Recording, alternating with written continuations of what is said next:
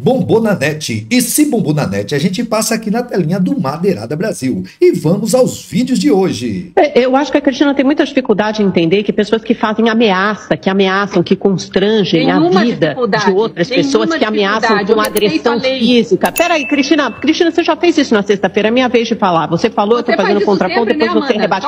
Não, é importante para o entendimento. Não, você faz isso, você é mal educada, ou então você faz isso como método de discurso para me interromper. Com licença, eu estou falando, não é possível que você não tenha a mínima educação para esperar a outra pessoa falar e depois você rebate.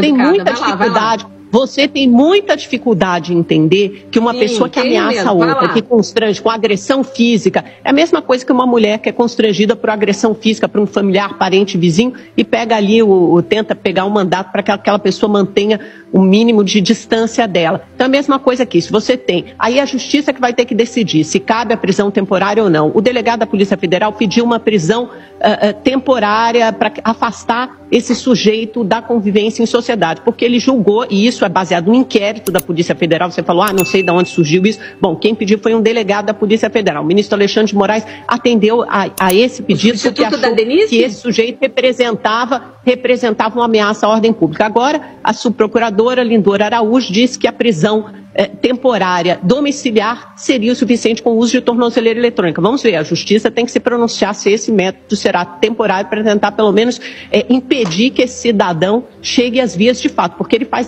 ameaças muito concretas, inclusive com detalhes, ele elucida com detalhes quem são as pessoas ameaçadas por ele e o que ele quer fazer contra essas pessoas. Então, se você tem esses vídeos circulando em redes sociais que podem significar uma ameaça à vida de outros políticos, de ministros do Supremo Tribunal Federal, então essa pessoa de alguma forma precisa ser contida. A justiça vai decidir o melhor jeito de fazer isso. Isso não tem nada a ver com liberdade de expressão, isso tem a ver com cometimento de crimes muito bem definidos no Código de Processo Penal. É isso que você não entende, são coisas completamente, isso não tem nada a ver com ativismo judicial. E essa polarização que você diz que o PT começou hoje não é polarização, você tem um ambiente de ameaça, uma ameaça insuflada, de ambos os lados, incitada, não são equivalentes, Você tenta estabelecer uma falsa simetria, uma falsa equivalência, não são equivalentes, Por favor, abra os olhos. Não são equivalentes. Um discurso de armar a população e de aniquilar os adversários políticos, de rotulados como inimigos políticos, como se eles não merecessem sequer sobreviver, como se eles tivessem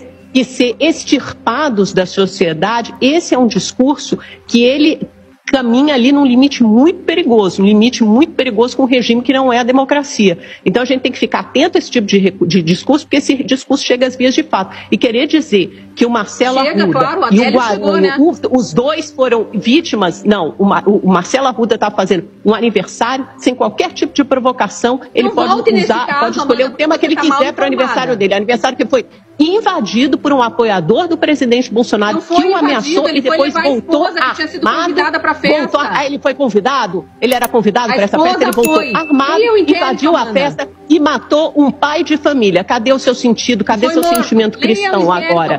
Ele só vale quando é para um bolsonarista e para um petista. Para um pai de família, um pai de 4 filhos casado comemorando seu aniversário, morto por um apoiador do presidente Bolsonaro por uma divergência claramente política. Você acha que isso é natural? Você acha que isso é normal? Você acha que isso pode ser aceito no Estado democrático de direito? Você acha que isso não tem que ser combatido pela justiça? Eu acho que tem que ser combatido de maneira igual para todos. Isso seria uma teorização do que uma boa parte da direita brasileira fez ao longo da história republicana do Brasil. A direita brasileira sempre foi, no mínimo, complacente com as experiências autoritárias. Seja dos tenentistas que fizeram a proclamação da República como um golpe de Estado, sejam os tenentistas de 22, sejam os militares que estiveram com Vargas na ditadura de 1937 do Estado Novo, depois sempre aquele fogo de Monturo, sempre as Forças Armadas querendo fazer uma ditadura, e sempre houve uma parte do pensamento de direita, gente feita esse Olavo de Carvalho, gente feita Oliveira Viana, sempre houve uma parte do pensamento de direita e das forças políticas de direita complacentes e muitas vezes, como Carlos Lacerda, tramando nos quartéis o atentado contra as instituições democráticas.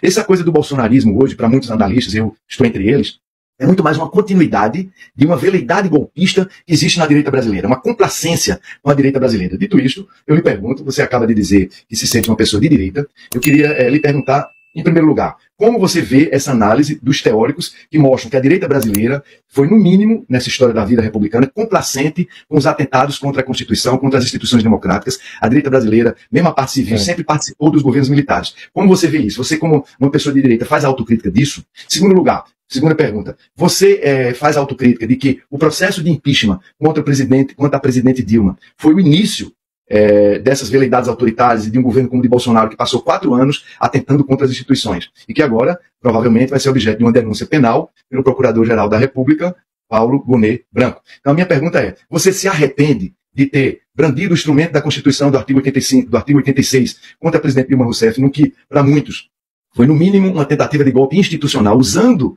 os artigos da Constituição, mas uma tentativa de interrupção de um mandato popular, sem que houvesse a caracterização. Você se arrepende de, com a sua iniciativa do impeachment, ter ajudado a deflagrar esse período recente da história do Brasil, que o presidente da República, seus generais e seus ministros passaram 4 anos tentando um golpe de Estado contra as instituições democráticas do país? Você se arrepende? Essa é a minha segunda pergunta. O senhor está parecendo um participante da Inquisição. Porque, assim, essa entonação, você se arrepende. Quantas vezes o senhor falou você se arrepende? Né? Eu acho que o senhor tem que voltar um pouco mais à história, pegar ali os filmes, os livros que tratam da Inquisição, perceber que o senhor, que se considera democrático, está bem inquisitorial, né? Se você me permite, eu não vou ficar interrompendo. Um debate como esse é para isso. É para perguntar e ouvir as respostas. É simples, precisa fazer. Perguntas a fazer. Mal educado, agressivo, mal educado. A senhora está sendo mal educada e agressiva. Inquisidor. O senhor tem que... A senhora está reagindo desse jeito. Onde a senhora chega, ela deve sofrer essa pergunta. Eu queria... Senhora, minha culpa! Vamos aguardar um equilíbrio. O professor de direito tratar uma colega como um inquisidor. Eu estou perguntando se a senhora se arrepende dos seus atos. A sua abordagem foi vergonhosa. O seu desequilíbrio até determinou. Eu vou responder. Claro. Como eu disse a sua colega, eu não me arrependo. Porque o dinheiro dos bancos estatais, do BNDES, do Banco do Brasil, esse dinheiro foi utilizado, não foi para projetos sociais, foi para empresários ricos, bilionários, que voltaram. Esse dinheiro que era para o povo foi utilizado contra a lei de responsabilidade fiscal. Pergunta se eu me arrependo. Inquisidor, tenho orgulho. Faria tudo de novo. Dobra a sua língua para falar comigo. Dobra. O que é isso? A senhora está mostrando aí a tese de Oliveira Viana, que a direita brasileira... O que é isso? Sempre Deputada, eu gostaria de falar. Professora de Direito Constitucional, o que é isso? Eu queria pedir a palavra aqui para dizer que a gente respeita a senhora imensamente. Eu dialogo com um homem que trata uma mulher como um inquisidor. Olha, deputado, eu queria dizer que o Maurício Randes, ele é uma das pessoas mais gentis aqui na participação do Band News. Não foi comigo. E ele trouxe aqui um arcabouço de questões, perguntando para a senhora. E essa questão mesmo do arrependimento sobre o impeachment. O homem falou você se arrepende. O que é a isso? Senhora, eu assisto muito a atuação parlamentar da senhora e outras entrevistas que a senhora deu. E essa questão do arrependimento vira e mexe e entra nas perguntas, não é uma pergunta nova. Não desse jeito, mas eu vou responder. Eu claro, não me arrependo. para dizer isso, que a gente está aqui... E não é correto dizer que a sua direita compactua com ditadura. Se você chegou aqui e não é inscrito ainda, se inscreva no nosso canal, deixe seu like e compartilhe esse vídeo